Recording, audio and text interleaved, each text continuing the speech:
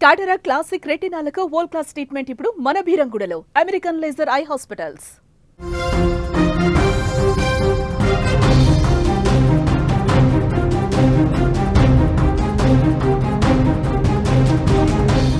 కడప జిల్లా ప్రొద్దుటూరు పట్టణంలో జరిగినటువంటి తల్లి హత్య కేసులో ఒక్కొక్క విషయం బయటకు వస్తుంది. అనేక అంశాలు దీంట్లో బయటకు రావడంతో ఇప్పుడు ఇది తెలుసుకున్న ప్రతి ఒక్కరి గుండె కూడా పగిలిపోతుంది. ఎందుకంటే కన్న కొడుకే కసాయిలా మారి తల్లి గొంతు కోసి చంపడం రాష్ట్ర వ్యాప్తంగా కలకలం రేపింది. 2 తెలుగు రాష్ట్రాలలో ఈ అంశం ఇప్పుడు తీవ్ర కలకలం రేపుతుంది. కన్న తల్లిని అతి కిరాతకంగా చంపిన ఘటనలో మృతురాలు లక్ష్మీదేవి భర్త విజయ్ భాస్కర్ రెడ్డి పరిస్థితి ఇప్పుడు ఎంతో దయనీయంగా మారింది. ఎందుకంటే ఆయన ఆ తల్లిని అక్కడే చంపుతున్న సందర్భంలో అదే ఇంట్లో ఉన్నాడు. తండ్రి బెడ్రూమ్లో అదే ఇంట్లో ఉన్నా కూడా నిస్సత్తువతో ఏమీ చేయలేని పరిస్థితిలో ఉండిపోయాడు. కన్న కొడుకు ఇంత దారుణానికి పాల్పడతాడని ఏమాత్రం ఊహించని ఆ తండ్రి నిస్సత్తువతో అదే బెడ్రూమ్లో గడియ బయట పెట్టున్నటువంటి ఆ బెడ్రూమ్లో కూర్చొని ఒంటరిగా విలపించినటువంటి దృశ్యాలు అక్కడ ఏర్పడ్డాయి. కన్న కొడుకు ఇంత దారుణానికి ఒడిగడతాడని అస్సలు ఊహించలేదు ఆ తండ్రి. ఆ తర్వాత జరిగిన పరిణామంతో పోలీసులు వచ్చిన తర్వాత తలుపు తీసి బెడ్రూమ్లో ఉన్నటువంటి తండ్రి తలుపు తీసి ఆ తండ్రి బయటకు వచ్చిన తర్వాత తెలిసింది తన భార్య ఎలాంటి పరిస్థితుల్లో ఉందో.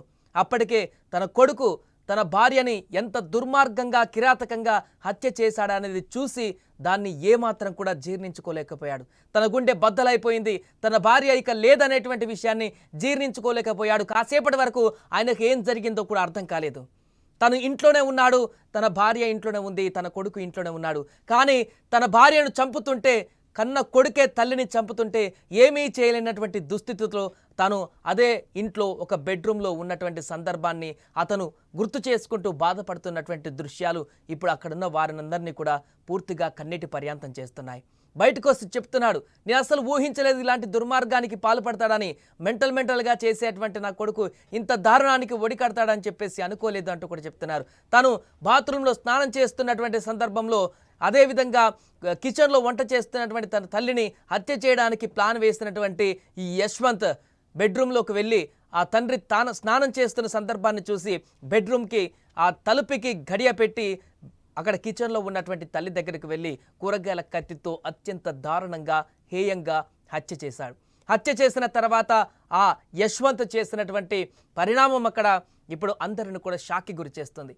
హత్య చేసి మెడకోసి ఆ తర్వాత తన తల్లి లక్ష్మిని అక్కడి నుంచి అక్కడ హాల్లోకి తీసుకువచ్చి అక్కడ పడేసి టీవీ చూస్తూ ఇయర్ ఫోన్స్ పెట్టుకుంటూ వెకిలి చేష్టలతో నవ్వుతూ అక్కడ కూర్చున్నటువంటి దృశ్యాలు, అక్కడే బెడ్రూమ్లో ఉన్నటువంటి తన తండ్రి హృదయాన్ని తాకి అక్కడ విలపిస్తూ కూర్చున్నటువంటి సందర్భం ఇప్పటికీ తన కళ్ళ ముందే కదులుతుందంటూ ఆవేదన వ్యక్తం చేస్తున్నాడు తన తండ్రి. ఒకసారి ఆ తండ్రి మాట్లాడినటువంటి మాటలు కూడా ఉన్నాయి.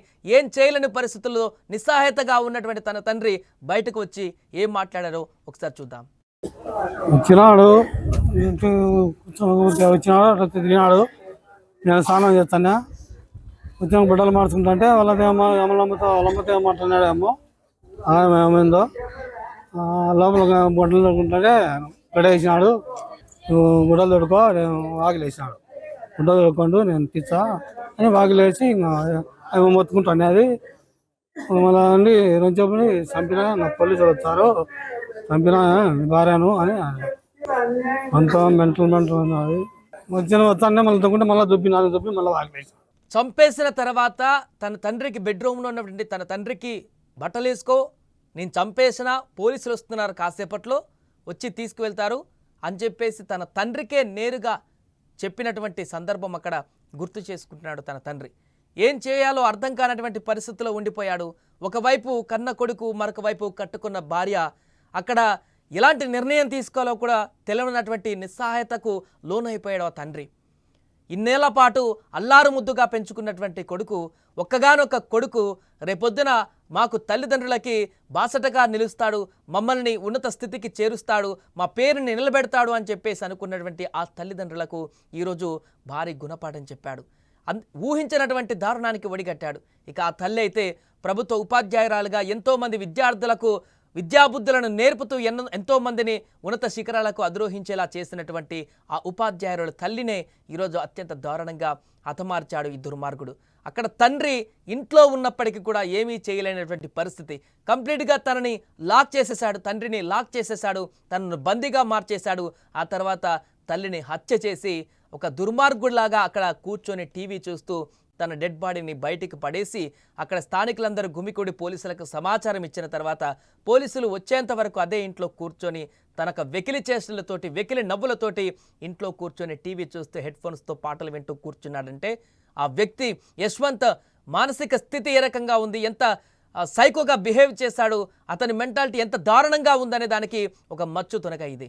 అందుకే ఈ వార్త ఇప్పుడు 2 తెలుగు రాష్ట్రాలలో కూడా సంచలనంగా మారింది. కన్న తల్లిని ఇంత అత్యంత దారుణంగా హతమార్చడం అనేది గతంలో ఎప్పుడు కూడా చూడలేదనేటువంటి విషయాన్ని గుర్తు చేసుకుంటున్నారు. ఇంత దారుణంగా బీటెక్ చదువుకున్నటువంటి విద్యార్థి, ఎడ్యుకేటెడ్ అయినటువంటి విద్యార్థి, ఉన్నత స్థితిలో ఉన్నటువంటి తల్లిని ఇంత దారుణంగా హత్య చేయడం అనేది ఎప్పుడు కూడా గతంలో చూడలేదంటూ కూడా అక్కడున్న స్థానికులు కూడా కన్నీటి పర్యాంతం అవుతున్నారు. ఇంత దారుణానికి ఒడిగడతాడని మేము ఊహించలేదంటూ కూడా అక్కడున్న వారందరూ కూడా భయాందోళనకు గురవుతున్నారు. కొడుకు ఇంత దారుణం కూడా చేస్తాడా అని కూడా ఆందోళన వ్యక్తం చేస్తున్నారు. ఇక తండ్రి పరిస్థితి అయితే ఇప్పుడు ఏమీ చేయలేని పరిస్థితి. అటు భార్యను కోల్పోయాడు, ఇటు కొడుకు ఇంత సైకోగా మారుతాడని ఊహించలేకపోయాడు. కొడుకు జైలుకు వెళ్తున్నాడు, భార్య ఇప్పటికే ఈ లోకాన్ని విడిచి వెళ్ళిపోయింది. ఒంటరైపోయినటువంటి ఆ భర్త పరిస్థితి ఇప్పుడు తనకు తాను ఒక నిస్సహాయ స్థితిలోకి వెళ్ళిపోయినటువంటి పరిస్థితి. అతను ఏం మాట్లాడాలో కూడా అర్థం కానటువంటి పరిస్థితి.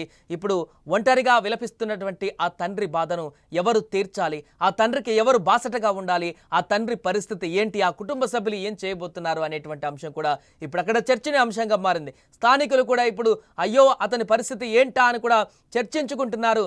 ఆ తండ్రి పరిస్థితి ఏంటి, కుమారుడు ఇలా చేశాడు, భార్య ఇక్కడ ఈ లోకంలో లేకుండా పోయింది, ఇక అతని పరిస్థితి ఏంటి, ఒంటరిగా మారిపోయినటువంటి అతని పరిస్థితి ఏంటి అని కూడా ఆలోచిస్తున్నారు. ఏదేమైనా కూడా తండ్రి ఇంట్లో ఉండగానే తన తల్లిని అత్యంత దారుణంగా హతమార్చినటువంటి ఆ యశ్వంత్కు మాత్రం కఠిన శిక్ష విధించాలంటూ కూడా అక్కడున్న స్థానికులందరూ కూడా ముక్త కంఠంతో నినదిస్తున్నారు.